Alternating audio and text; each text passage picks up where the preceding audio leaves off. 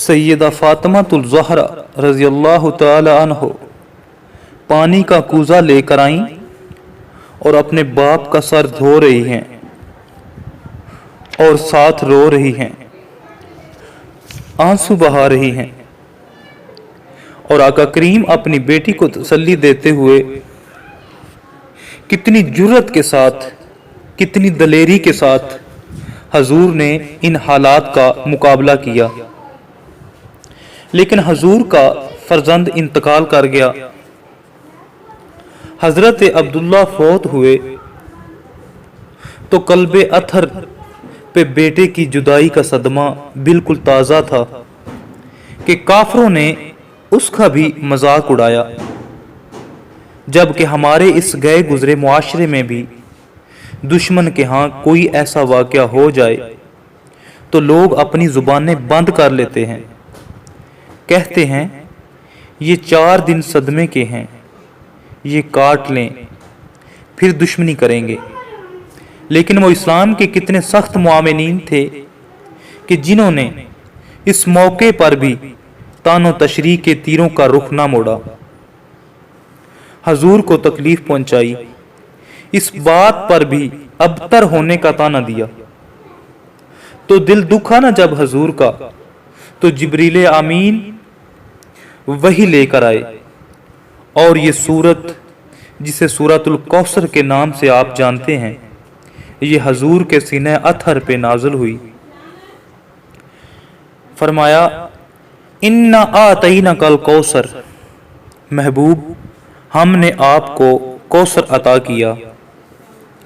اپنے محبوب کے قلب اطہر کو تسلی دی۔ کوثر کے بہت سے معنی ہیں، ان میں سے ایک معنی اولاد کثیر بھی ہے۔ یہ کہتے ہیں کہ آپ اب تر ہو گئے، اب آپ کا کوئی نام نہیں لے گا، لیکن محبوب میں خدا ہو کے وعدہ کرتا ہوں، میں خدا ہو کے وعدہ کرتا ہوں، زمانے پہ نام رہے گا تو میرے محمد کا ہی ہوگا۔ فَصَلِّ لِرَبِّكَ وَانْحَرْ، اپنے رب کے لیے آپ نماز پڑھیے اور قربانی کیجیے۔ إِنَّ شَانِئَكَ هُوَ الْأَبْتَرُ، بے شک آپ کا جو مبغض ہے، دشمن ہے، وہی بے نام اور نشان رہے گا۔ آس بن وائل کی اولاد تلاش کرنے نکل جائیں تو آپ کو آس بن وائل کی اولاد نہیں ملے گی۔ گو حضور کے بیٹے حضور کی حیات ظاہری میں ہی انتقال کر گئے، لیکن حضور کی نسل حضور کی بیٹی کی طرف چلی۔ اب کائنات کا کوئی گوشہ ایسا نہیں جہاں میرے محمد صلی اللہ علیہ وآلہ وسلم کے بیٹے نہ پائے جا رہے ہوں۔ کربلا میں خاندان نبوت کو کاٹ کے رکھ دیا گیا اور حضرت امام زین العابدین بچے، لیکن اس کے باوجود کائنات کے کسی گوشے میں چلے جائیں، آپ کو حضور سید عالم صلی اللہ علیہ وآلہ وسلم کی اولاد ملے گی۔ یہ ہے حضور کی نسبی اولاد، اور حضور کی مانوی اولاد وہ ساری امت ہے۔ اور حضور نے فرمایا انما انا لکم مثل والد، میں تمہارے لیے باپ کی جگہ پر ہوں۔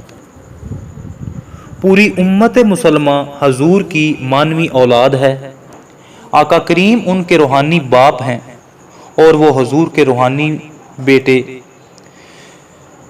کو کائنات کا کوئی بھی گوشہ ہو، کوئی بھی بستی ہو، کوئی بلندی ہو، کوئی ملک ہو، کوئی دیس ہو، کوئی جزیرہ ہو، آپ جہاں بھی پہنچیں گے تمہیں حضور کے کلمے کی صدا ضرور آئے گی۔ دشمن مٹ گیا آپ کے وعدے کے مطابق، اور محبوب کا نام باقی رہا۔ یہاں ایک سوال ہے کہ اللہ کہے محبوب تیرا دشمن اب تر ہے، آس بن وائل کے 4 بیٹے زندہ رہے، تو جو بات ہمارا رب کہے وہ تو تقدیر کا فیصلہ ہوگا، تو اس کے 4 بیٹے مر جانے چاہیے تھے نا۔ لیکن وہ چاروں زندہ رہے۔ تو پھر یہاں اس آیات کا مفہوم کیا ہوگا؟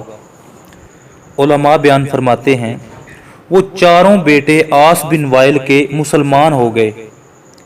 بیٹے اس کے تھے اور کلمے میرے رسول کے پڑھتے تھے۔ تو زمانے کو بتایا کہ اب تر کون ہے؟ تیرے بیٹے بھی جب میرے حضور کا نام لے رہے ہیں تو بتا پھر اب تر کون ہوا؟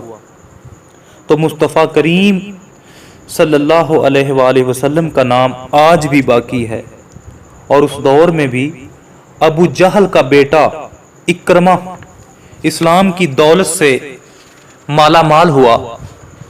جب وہ اسلام کی دولت سے مالا مال ہوا اور اسی راہ میں اپنی جان قربان کرتا ہے، اسی طرح باقی جتنے بھی بڑے بڑے کفار تھے ان کے سارے بیٹے، ان کی ساری اولادیں حضور سید عالم صلی اللہ علیہ وآلہ وسلم کی غلامی میں آ گئیں۔ فتح مکہ کے دن 10,000 صحابہ کے ساتھ حضور مکے میں داخل ہوئے تو ان لوگوں نے حضور علیہ الصلوۃ والسلام کے سامنے پیش ہو کے معذرت کی، دروازے کھول دیے، حضور کا استقبال کیا۔ پوری کائنات میں حضور کا ڈنکا بجنے لگا اور میرے حضور کا غلبہ اس انداز میں ہوا کہ کوئی شخص بھی مکے میں اب کافر موجود نہیں ہے۔ اللہ تعالیٰ نے ارشاد فرمایا اِنَّ آتَيْنَكَ الْكَوْثَرَ، بے شک اے محبوب ہم نے آپ کو کوثر عطا کیا۔ یہاں آتینا کے لفظ نہیں ہیں، آتینا کے لفظ ہیں، یعنی اگر آتینا لفظ اگر ہوا تو اس کا معنی تھا ہم نے آپ کو کوثر دیا۔ اگر آتینا لفظ ہو تو اس کا معنی یہ ہے کہ ہم نے آپ کو کوثر دیا، اور آپ جانتے ہیں جو چیز دے دی جائے وہ اگر لینے والا واپس لینا چاہے تو وہ واپس لے بھی سکتا ہے، لیکن آتینا کے لفظ نہیں ہیں، آتینا کے لفظ ہیں، اور آتینا کا مفہوم اور معنی ہے عطا کرنا، یعنی ہم نے آپ کو خیر کثیر دے دیا، ہم نے آپ کو کوثر دے دیا۔ اللہ نے فرمایا اے محبوب ہم نے آپ کو کوثر عطا کیا، یعنی کہ خیر کثیر دے دیا۔ بلکہ میرے حضور کو اتنا کچھ علم عطا کرنے کے بعد پھر مالک نے کہا قل رب زدنی علما، اے محبوب تو پھر دعا مانگا کر مالک میرے علم میں اور اضافہ فرما۔ اور حضور کے علم کی وسعت کا عالم یہ ہے کہ حضور کے زمانے اور حضور کے دور کی ہر شے کا علم تھا۔ حضور کے زمانے اور حضور کی دور کی ہر شے کا علم تو تھا ہی تھا، گزرے ہوئے انوار بھی حضور کے سامنے تھے اور آنے والے حضور کے سامنے ہیں۔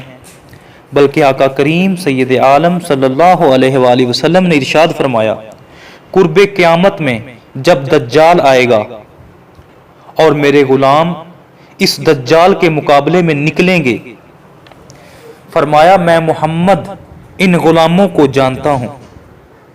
جو غلام قرب قیامت سے پہلے میرے غلام، ان غلاموں کو میں جانتا ہوں، ان غلاموں کے باپوں کو نہ جانتا ہوں۔